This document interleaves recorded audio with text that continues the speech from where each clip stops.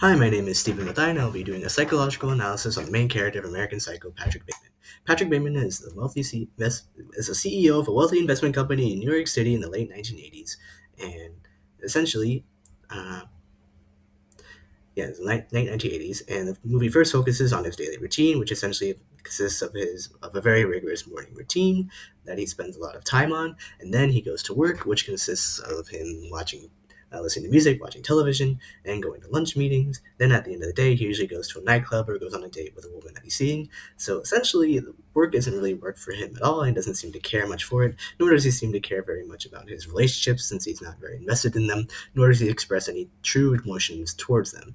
So essentially, his goal throughout the film is to blend in as much as possible by doing what is expected of a rich CEO, which is going to work, going to dinner parties and such, just so that he can blend in to mask his violent urges and and so he can also fulfill them by killing people. And then a potential diagnosis for Patrick Bateman is a personality disorder called antisocial personality disorder, which is attributed to a personality where they often violate the rights of others, deceitful, personal gain, or gain pleasure, and they feel no remorse or guilt for any wrongdoings they commit. This primarily ties into Bateman's violent thoughts and urges. And as for the causes of the disorder, it may have to do with the cultural causes. Essentially, with the culture that he's surrounded by, mainly Western American culture. And in a study done on how culture can affect the formation of disorders such as this. It's stated that the expectations and requirements from an individual in modern societies have risen and may influence the identity and adjustment of a person. This affects mood and behavior and results in emotional instability, potentially some traits of PDs, especially in modern societies that in North America that put high demand on perfection and responsibility. This is essentially what's happening to Patrick Bateman, where he's doing what's expected of him as CEO and like forcing himself to blend in, which only furthers his desire to satisfy violent urges. So if you were to see a therapist in the film, they would probably attribute the formation of this disorder to the culture that he's surrounded by and him forcing himself to blend in. But if he were to get diagnosed in other cultures, they may diagnose him differently since other cultures have different demands on people, or they may not consider cultural factors at all. And supporting evidence, he displays several symptoms for ASPD throughout the film, but the main two symptoms that he displays is impulsivity or failure to plan ahead, and lack of remorse as indicated by being indifferent or to rationalizing having hurt, mistreated, or stolen from another.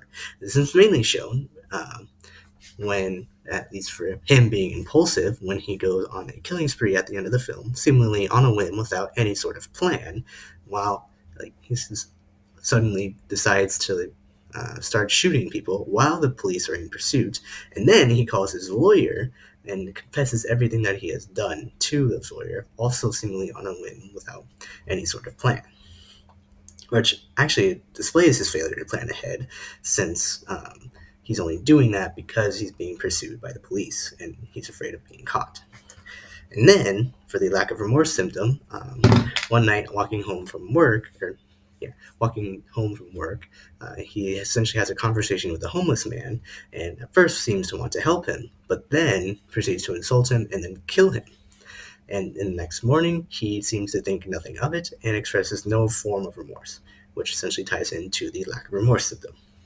And then, in a study done on ASPD patients, it stated that 71.9% of them, of the sample of 134 people, they had 71.9% had a prevalence of impulsive aggression, which is certainly shown in Patrick Bateman's case with his killing spree. And the potential treatment plan for Patrick Bateman is a process called mentalizing, which is psychological understanding of an individual's own actions and those of others in terms of underlying thoughts and feelings. It's a blend of cognitive and emotional responses to a challenge, awareness of one's own experience along with the experience of others. So it's essentially a process of approaching things in life that may cause aggressive behavior differently other than through violence, and being aware enough to recognize the consequences of your actions.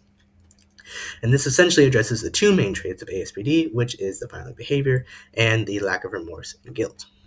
And this treatment is not easy, since it is a long and arduous process and it involves getting a whole new mindset.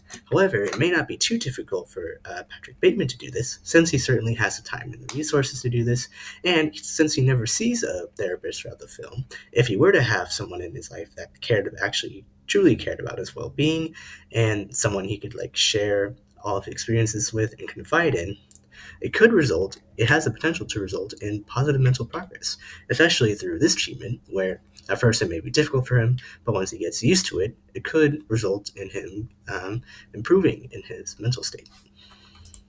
And in conclusion, overall, it's a very interesting film, and it was difficult to diagnose Bateman with certainty, since at the end of the film it is revealed that he never actually committed any of the murders that he did. So the portrayal of ASPD in this film may not be the most accurate, since he never actually did those things, but it's not entirely inaccurate, since even if he didn't commit those murders, he still had the violent thoughts and urges. If it was all in his mind, which certainly ties into ASPD. But there's still a necessary degree of caution for a film inaccurately portraying a psychological disorder, since if it is, it may lead to negative consequences, such as public viewing people with that disorder negatively, or that psychological disorder negatively in general, or some other consequence. And then here are my references.